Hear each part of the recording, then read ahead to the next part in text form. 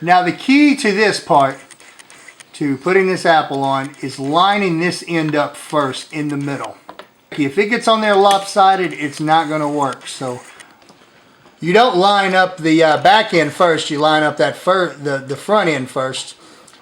If you do the back end first, it's going to be lopsided. So then all you're going to do, now you can go ahead and clamp it down.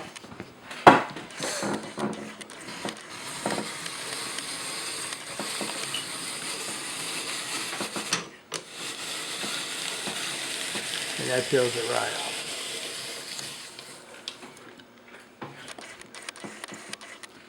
See, and it makes a spring like that.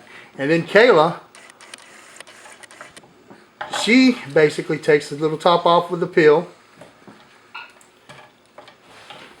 and then cuts it in half. Then the half pieces go into our solution of 2 tablespoons of lemon juice and 2 tablespoons of salt to 1 gallon of water. Of course, we doubled that here because we got such a big pot. What we do is we have our jars in here heating up, and it's going to sterilize them. That's going to bring that to a boil. And then over here, what we have is sugar water. Basically, that's going to be our syrup. And what we're going to do is we're going to put our apples in here, and they are going to cook for 5 minutes in that syrup. And they're going to just basically bring them up to a boil, get them steaming hot, put them in our steaming hot jars, and then we're going to put our lid on them and put them back over here and give them a bath. And that's going to seal them down. You don't have to use the pressure cooker on your apples like you do your tomatoes. So it's a different process. Okay, the mixing ratio for our syrup is basically 2 to 1. 2 parts water to 1 part sugar. If you want your syrup a little thicker, you know, just go 1 to 1 on it. But basically what I do here is I got 20 cups of water to 10 cups of sugar, and that's what that's going to be our solution on what we're going to preserve our apples with. What we've done on the back burner is we've taken all of our scraps and we've put them in a pot and we put water in them, and we're just going to keep boiling those through this whole process, and that's going to give us our apple juice that we're going to use in our jelly. So what we have here is our chopped apples, and remember they are in 1 gallon of water, to 2 tablespoons of lemon juice and 2 tablespoons of salt. And if you notice, it's keeping them white. They're not turning brown. You know, when you set an apple out, stuff turns brown quick. Well, that's how you keep it from turning brown. Over here we have our syrup, which is basically 2 to 1 with sugar and water. And what we're going to do, we're going to go ahead and put our apples over here, and we're going to bring it to a boil. Let them cook for about 5 minutes.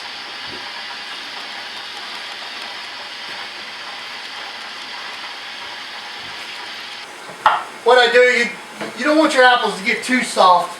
If they do get too soft, I just move them over to another bowl, because I'm going to make applesauce too, and I'll just go ahead and fit them into the applesauce bowl. They should look like this, whole apples. You can see these were kind of getting a little soft, but you know what, that's okay. I just transferred the other ones on over. All you're going to do now is take your juice with your syrup, the sugar water, and your apples, and just put them in these hot jars with your hot apples. Now, with apples, unlike my spaghetti sauce, you really want to kind of crush them down and make sure that there's no air pockets or anything like that. I guess you can do it on the spaghetti sauce too. I haven't had any really problems with air pockets on those, but with the apples, you definitely want to push it down. And you can see it fills in all the little spaces around. I'll go ahead and I'll take some of them strained to help do that. Just put you a little bit of syrup only in there. Kind of cap it off. And you wipe your cap off really nice. And you place a lid on it.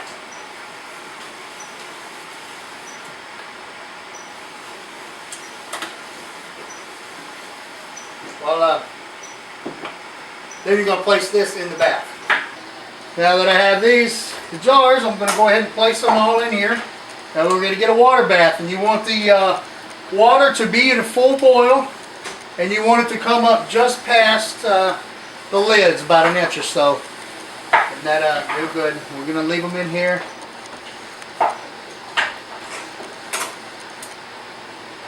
We'll do that, and then we'll put the lid on and let them bathe for a little while.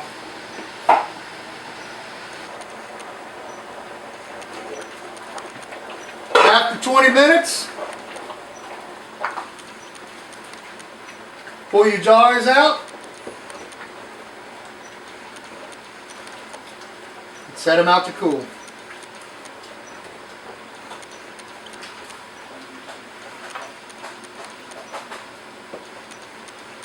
Put a towel down, keeps it a little drier, but I'm so far into it right now. We'll let it roll. And once these cool down, they'll start popping like the rest, and they'll be sealed down too. And I'll go ahead and start adding my second batch in.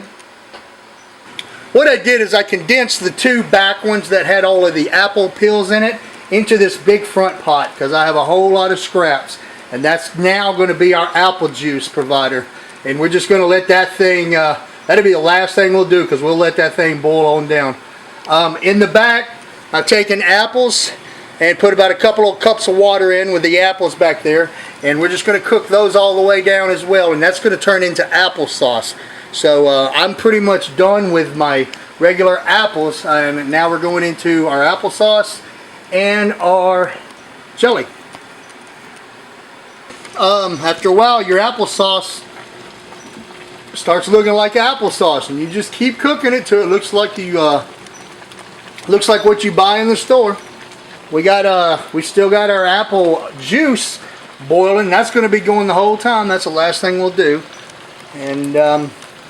And I still got a whole nother apples over here to make into applesauce. The other problem I'm starting to run into now is I'm thinking I might be running out of jars for too long, because we got a whole hell of a lot of food here. What we're doing now is the applesauce, and I put a little bit of cinnamon in some of them. Half of them I did normal, the other half I'm doing with cinnamon. It makes it really good. Basically, you do it the same way as you do everything else. Fill the jars with hot stuff into hot jars. Wipe off the lid, put on the top, and give it a water bath. We'll put the lid on here and we'll bathe it for 20 minutes and pull them out and they'll be ready to go. Alright, that's good. Okay, so now I'm taking my juice out and I'm measuring it. So far it's 18 cups of juice I have in here. What I'm going to do is I'm going to match the sugar 1 to 1 with it. If I put 18 cups of apple juice, it's 18 cups of sugar. Alright, so we got 20 cups of apple juice in here. So we're going to put 20 cups of sugar. And this is for our jelly. Okay, since I have 20 cups of juice in here, and the Sure Gel stuff says calling for every 5 cups to put this in, I'm going to put 4 packs of this stuff. The Sure Gel, or any kind of pectin. Now the green apples are supposed to already have it in there, but you don't want through this far. The last thing you don't want is for your apples to gel up, and I'll show you what I mean. For your jelly to gel. This is one that I did a while back and it didn't gel, so I ain't taking no chances. What we use this for is to put over ice cream now, just as an ice cream topping until we get the rest of it. When it gels, this is a good can. You see that one? That's a good can of jelly. Now also too, what I like to do is to make the apple cinnamon. It's just better because the other it's just better. So I'll put some cinnamon in it. We'll go ahead and stir it up. And what we're doing is we're bringing it to a boil. Okay, I'm going to go ahead and put my pectin in. Just looks like white sugar, really. So we just put all 4 of those in there and just stir it up and bring this thing to a boil. Now you can tell when you got enough pectin in it when it starts to gel. See how it's forming this on top? And then you can also take your spoon test and go, and when it starts getting gloppy, it'll start getting real thick off of your spoon. We're gonna let this simmer a little bit longer. We'll start filling our jars. We got a lot of jars to fill, so. But that's what you're looking for, is that looking for it to start turning into jelly. Alright, we're on our last pot of jelly. Whew, and we have a lot. Thank God we have been going since 9 o'clock this morning and just canning our butts off. My stove is a mess. I'm going to have to scrub it down. But I tell you what, we got a lot of food for pretty dang cheap. Of course, the jars do cost money, but as long as you keep vinegar in there, you can keep using them year after year after year. So you really don't count your TV in on your cable bill, so I ain't counting my jars in on my food bill. So that's another episode. Shut up, I'm going to teach you something.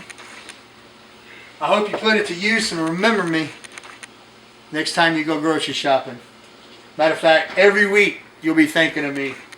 And once that bill keeps going up and up and up. Not me. Mine's already made. I don't have to buy jack for a long time. Now, when we go to the store, we got our basics here. You know, we got our meat in the freezer. We got our sauces. We got desserts. We got our jellies. You know, when we go to the store, we'll buy like toothpaste and mayonnaise and ketchup and stuff like that. But for the most part, we got our main part down, and this actually saves you a lot of money week after week. You know, see, we got to feed 6 people. That gets up to around $300 a week.